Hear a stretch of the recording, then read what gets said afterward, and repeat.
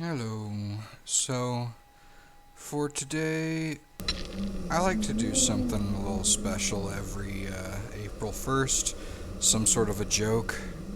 So I'm gonna have, I don't know what to do for a fake out kind of thing this time, or a joke. So I'm just gonna have some wine and try getting over it. It's been a long time since I've played this game, but I do remember getting a lot, very far. So what we're probably going to do is just enjoy watching me lose tons of progress that I made months ago.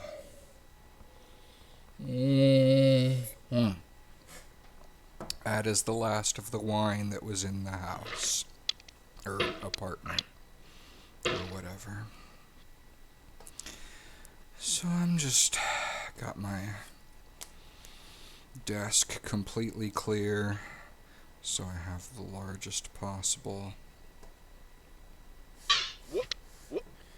range for my mouse. Yay. I've already started losing progress. That's better than expected. Okay.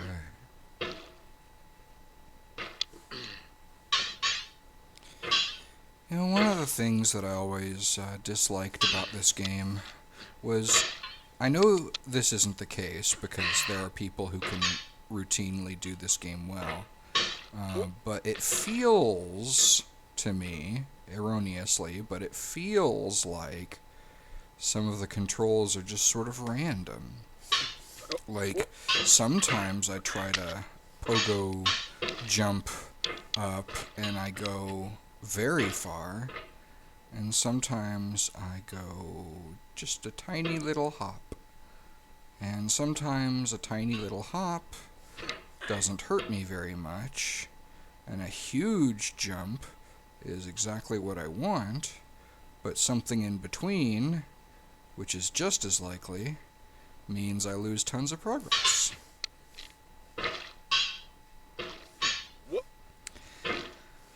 I remember I played this game for a while once, just as like I was vaccinating myself against disappointment. Like, this game is a concentrated dose of gaming failure.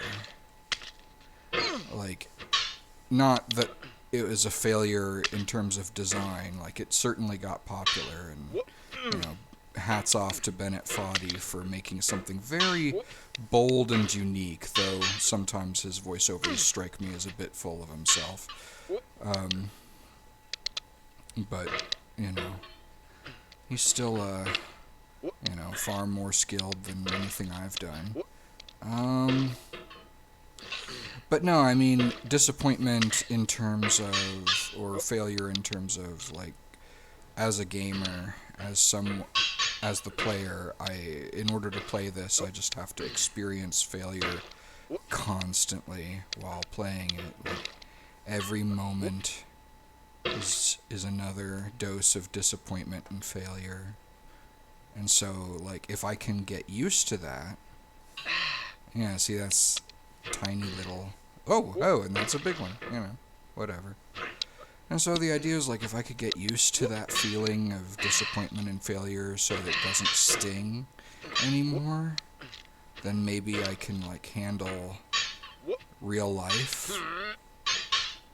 Ooh.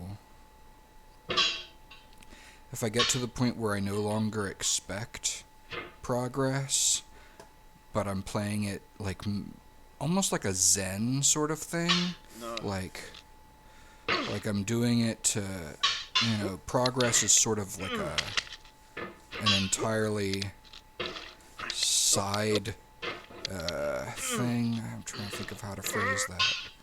Like, to make progress is almost an irrelevant part of the experience. Like, you're supposed to just, as some soldiers put it, embrace the suck, and, like, just, embrace mentally how much playing this sucks, and like it's meant for that. It's meant to give you the most terrible experience it possibly can muster. And so, you're getting, perhaps you're getting the full experience, not so by making it to the end, by learning how to play, or by screaming and raging, but by like falling down repeatedly and coming to really love and accept this feeling like that. Like, when you get to that point where falling way back down and losing a lot of progress just doesn't even sting anymore, because you're not like expecting to make any progress. You're not expecting to avoid falling back down. You've accepted that that is a part of the experience. You are Sisyphus, pushing the boulder up to the top of the mountain and watching it roll down, where you will retrieve it and push it up again, over and over, forever. Is that what this game is about? I suppose it differs from player to player. Much like, I think to some large degree it was meant to be played for an audience. Much like Five Nights at Freddy's was one of those games that became, it's more fun in some ways to watch someone play it than to play it oneself, because it's about like how it causes a person to react, and experiencing it vicariously can sometimes be a more interesting experience than being there firsthand.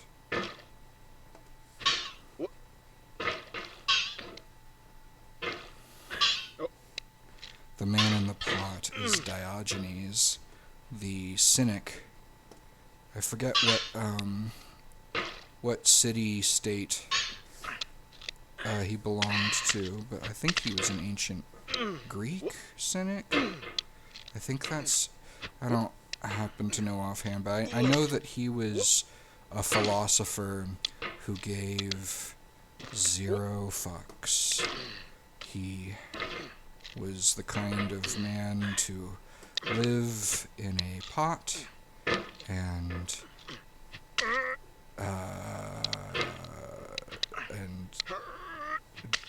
excrete bodily fluids in public and not care about anything, because like all the trappings of society were just struck him as like dishonest.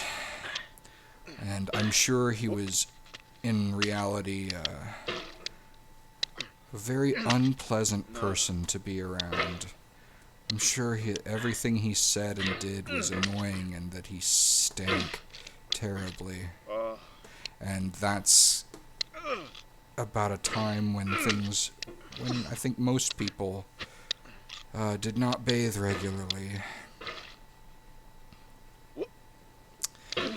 So, I don't know. Not that...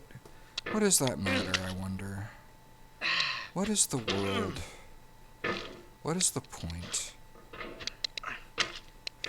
This is really like life itself. You struggle, and sometimes you can, like, identify specific moments or specific actions or outcomes that you consider to be success or valuable in some way, and then, but you're never done, you're never complete, and no progress you ever make is permanent. You can't gain something that can't then be lost. Even in education, you can suffer mental illness and lose your ability to focus and act with precision when that once was something that made you who you are and something in which you took pride. And then you can just find yourself struggling at something that once was effortless. And there are alleged experts out there who can suggest ways forward, but, doesn't mean it'll work. Sometimes it just doesn't, and there's no explanation, and there's no solution, and there's no way forward. So you just keep on banging your hammer on whatever you've got, and maybe one day you'll end up back where you started.